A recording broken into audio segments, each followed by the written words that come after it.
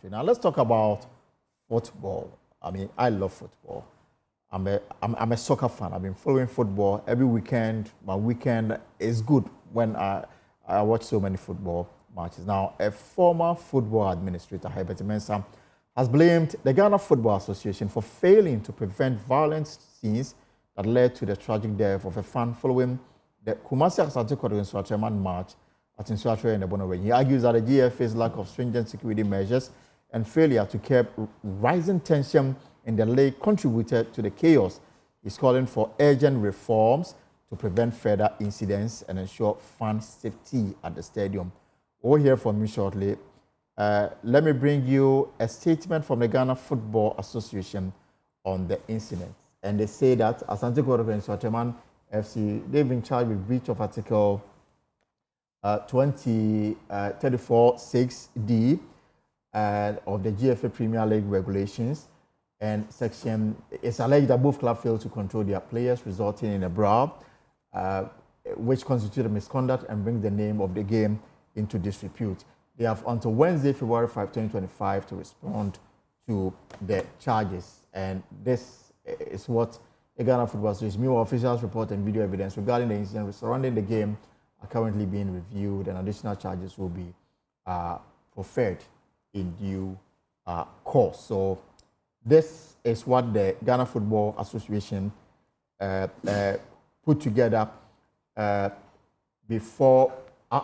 the game. And today, for example, there's been a lot of reaction to this matter. First was a condemnation that came from Kumasi Asante Kotoko Nsoatre Football Club, followed after deleting an earlier post that called on the supporters to rejoice because they won the game. They should rejoice over beer. Now, Stephen Zando, who has been to the family house of the deceased, in this instance, Nana Poli, joins us for some reaction. So, we've got, he engaged the wife of the deceased. Let me bring that to you now before I bring in my other guest. Frawati.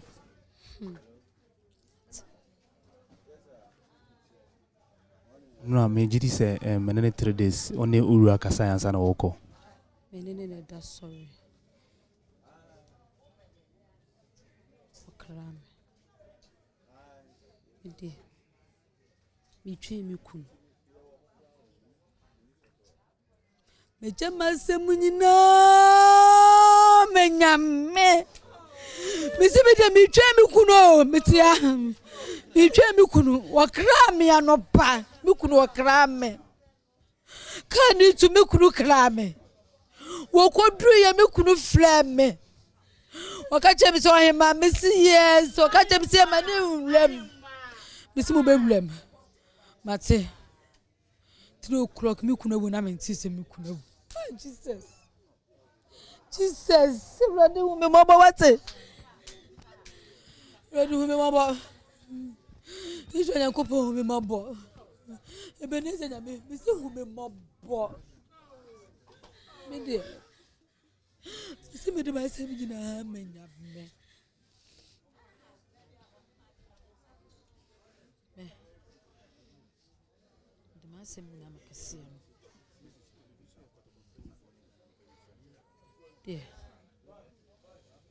De na meka. De meka cho mu se mi twa mi kun.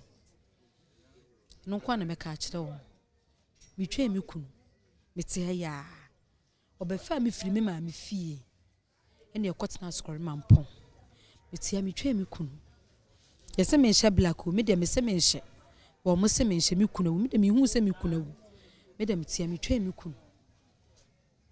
Twa mi kun. Me te ya.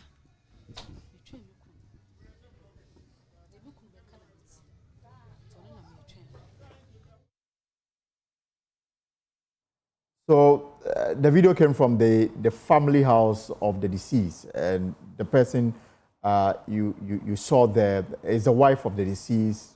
So yet to come to terms with the fact that the husband went to Nsoatre in the Bono region for a football match involving Kotoko and Nsoatre, and it is rather the body of the husband that was brought home. Now let's get to understand what really is going on. And Herbert Mensah is a former football administrator. He was in charge of Kumasi Asante Kotoko, and now president of Rugby Africa and board chair of the Executive Council of Global Rugby. And he joins me via Zoom. Mr. Mensah, good afternoon. Welcome to the Pulse. Nelson, good afternoon. Right. So this afternoon, you spoke to this matter. The sound bite I heard from you on radio, on the various radio stations across the country, was to the effect that we will have no justification to explain the cause of death to the family of Nana Pauli. Why so? I think that we all have responsibility, and when we are in sports management administration, we cannot have a situation where this sort of violence is allowed to occur. It would have been simmering before the match. It would have been simmering during the match. We heard the stories whilst the match was going on of missiles and stones and objects being thrown on. Clearly, there was a loss of control. Clearly, the circumstances leading up to, during the match were simply unacceptable. And the organizers of it have ultimately got to take responsibility for where they are. In this case, the GFA? Home team, yes. The teams obviously have a sense of responsibility, but the governing body cannot run away from its responsibility. And where there's a loss of life, sorry simply is not good enough. I remember when you chaired Kumasi Asante Kotoko and the incident at between Kotoko and Okwa United where JEA Sapon assaulted Ernst Medendorp. And then we had the May 9th disaster. But even that, from that time or up until now, we've recorded so many incidents at our various stadiums. In fact, at the last Premier League season that ended, our sports desk recorded over 20 of such incidents. We don't appear to take so much serious view of this matter until there is fatality like we are witnessing now. It's become a national matter.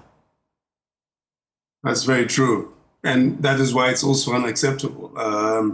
We've experienced it. As I said, when I ran Kotoko, if you went to Kaladan, you knew stones were going to be thrown at you. You go to Brekum, we call the battalion, the army unit from Sunyani to be there to support. And the number of times I had to leave the VIP and enter into the crowd because an away group's macho men and people have blocked the entrance for players to come in or are hurling objects and missiles. And yes, it then spoils the whole atmosphere. It brings about tension. It brings about so many things. But the point I made back then, and I make again today, is that those responsible for organizing the league, for organizing matches, they know, after all, we knew where you go, there was a danger to players. And if you have intel, which you should have, about what is going on, then you know whether a stadium is fit, you know what the mood is, and so many different things that you can then abandon a match, you can stop a match. I was surprised when I even heard that when the stones were being pelted and things were going on, that the match was not halted, abandoned. Was there adequate security there? There's so many things you can argue about. But Elton, we remember in Europe where there was crowd violence and there was misbehavior, a complete change of policy. The stewards in the stadiums who go there and they don't look at the match, they look outwards. The security detail before the match, managing transportation routes before. It's a whole exercise unto itself. It took a long time to curb violence in European stadiums and other stadiums. And May 9th was quite a long time ago. If you've experienced it and you've been involved where people have lost lives and you've seen the violence against, the responsibility must start and stop somewhere. I'll come back to you to ask about the way forward, but perhaps let me bring in a man who may be coming to your doorstep to seek some advice on the way forward as far as managing sports, football, and other recreational activities are concerned. Let me bring in the sector minister, the Minister for Sports, Mr. Kofi Idi Adams. Mr. Adams, it's a pleasure to have you here on the Pulse. Good afternoon. Good afternoon. I know you to be a very patient man, but I guess this afternoon your patience ran out in view of what happened at Nsoatre? Well, seriously, you cannot have patience for such an act, especially when we've had quite a serious incident in the past. A repeat of any kind of assault should be condemned. And not at the time we are trying to bring back the love that we want Ghanaians to have for our sports. Acts such as this sends us way, way, way back, and we must not accept it. This is very condemnable. It must not be tolerated. And we must not in any way find any excuse whatsoever for what happened yesterday. No excuse whatsoever. Is the ministry and by extension government taking any action beyond what the Ghana Football Association has done? Well, first and foremost is for the police to investigate the criminal aspect, because these must have a criminal angle. This is not simply a game between two clubs that have resulted in this. There's a criminal part, and government will follow through to its logical conclusion. It doesn't matter who is involved. It will not matter who is involved. If you are found guilty that you instigated, you participated, the appropriate actions will be taken by government, because we are not going to tolerate any such act. This government, the administration of His Excellency John Dramani Mahama, will not tolerate any violence whatsoever, any hooliganism at any of our stadia and any of our games. That is not what sport is about. And especially for us who have seen what hooliganism and violence in sports can do to a nation. The May 9th disaster, we should not be having this occur again. No. Of course, it is also a wake-up call to look at our security at stadia. Right. Stadia security. We will have to look at review security at stadia and see to improving security at our stadia. And also in emergency responses, the ambulance responses. Is it enough that you have a match of that nature and only one ambulance, or you need more than one to be strategically positioned and so on and so forth? Our emergency response situation in our stadia, we need to review all this and make sure that we bring it to standard. Let me ask whether you are aware of them. I'm just getting information from our sister station in Kumasi, Insura FM, that the former Minister for Employment, former Member of Parliament for Sunyani West, Ignatius Bafo, has been put under arrest at the Bono Regional Police Headquarters for alleged conspiracy to commit murder as it relates to the incident yesterday. Has this come to your notice? Well, this hasn't come to my notice, but like I was saying earlier, that it doesn't matter who you are. If the police, as part of their investigation, finds you that you are an important person to help their investigation, or you played any role, they will act. Nobody is going to stop the police from acting. It will not matter who you are. Whether you are current or former, we will act and make sure that the appropriate action is taken. So this coming weekend, if I should go to the Accra Sports Stadium, for example, I should see improved security measures? Sure, you're not going to have the same thing that has been happening in the past. We will improve security. And especially, one thing from my reading is that anytime Kotoko is playing a match in that part of the country, there seems to be some unpleasant situations. True. Sometimes not on the pitch, sometimes after the game, on their way back, they encounter such incidents.